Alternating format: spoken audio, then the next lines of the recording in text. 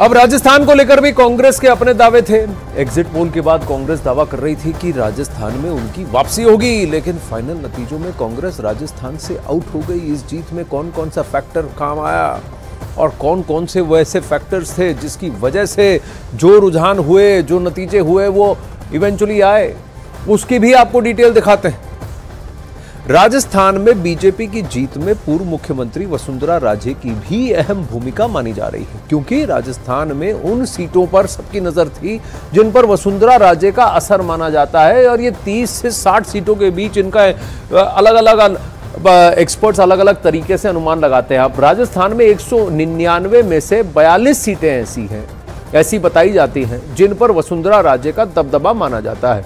इन 42 सीटों में बीजेपी को 22 सीटें मिली, जो पिछली बार से 3 सीटें ज्यादा हैं।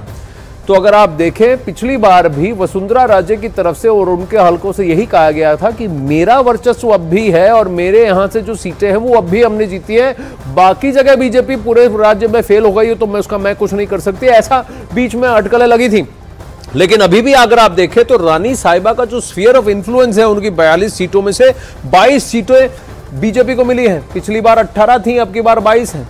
अब जबकि कांग्रेस को वसुंधरा के असर वाली सीटों पर इस बार तगड़ा झटका लग गया, क्योंकि उसे 6 सीटों के नुकसान के साथ 15 सीटें ही मिली। तो ये जो बाकी जो 3 सीटें वो कहां गई, आप पूछेंगे। वो गई थी रेबल सीटों को, यानी कि वसुंधरा राजे के लॉयलिस्ट, जिनको कि बीजेपी की तरफ से टिकट नहीं मिला और वो खुद ने अपने आप ही इंडिपेंडेंट होकर चुनाव लड़े और उन्होंने ये सीटें जीती। इधर सचिन पायलट की अपेक्षा कांग्रेस को भारी पड़ गई। माना जा रहा है कि गहलोत के सामने पायलट के कद को छोटा करके दिखाना गुर्जर समुदाय के उनके समर्थकों को खटक गया। माना जा रहा है कि कांग्रेस वक्त रहते खतरे में कि इस घंटी को नहीं भांप पाई, जिसका खामियाजा कांग्रेस को भुगतना पड़ा है, क्योंकि राजस्थान में 24 ऐसी सीटें हैं जहां गुर्जर समुदाय के वोटर निर्णायक भूमिका में है। पिछली बार कांग्रेस इन 24 में से 17 सीटों को जीत पाया था, लेकिन अब की बार सिर्फ 6 है, -11, जबकि बीजेपी को सिर्फ 4 सीटों से संतोष करना पड़ा था। लेकिन इस बार बीजेपी ने आधी से ज्यादा सीटें यानी 16 सीटें जीत ली हैं, +12 खींच ली देखिए, और उसे 12 सीटों का फायदा हुआ है, जबकि 11 सीटों के नुकसान के साथ कांग्रेस के खाते में सिर्फ 6 सीटें आई है। तो ये जो गुर्जर बेल्ट था, ये गुर्जर बेल्ट अब कांग्रेस से हटकर वापस बीजेपी की तरफ चला गया। सचिन पायलट की जिन सीटों पर असर था, वहां कांग्रेस पार्टी को बहुत बड़ा नुकसान हुआ। पूर्वी राजस्थान की 42 सीटों पर सचिन पायलट की अच्छी खासी पकड़ मानी जाती है, लेकिन इस बार के नतीजों से इशारा मिलता है कि गुर्जर समुदाय के लोगों ने कांग्रेस का हाथ झटक दिया, पल्ला झाड़ लिया अपना।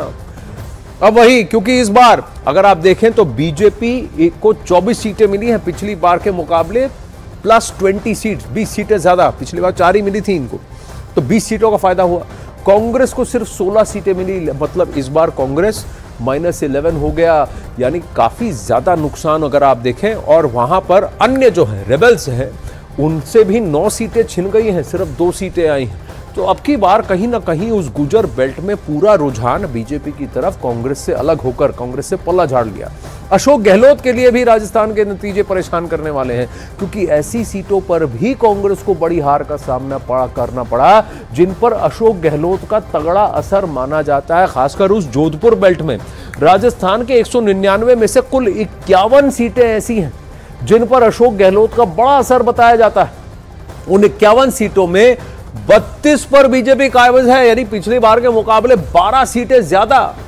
ये सीटें पिछली बार से 12 ज्यादा है, जैसे मैं कह रहा हूं, जबकि कांग्रेस इन 51 सीटों में सिर्फ 10 सीटों का नुकसान सहते हुए सिर्फ 16 सीटों पे आया है, यानी -10 सीट्स।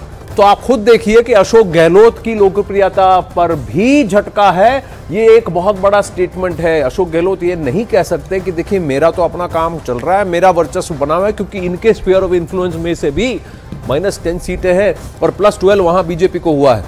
राजस्थान में कांग्रेस क्यों हारी?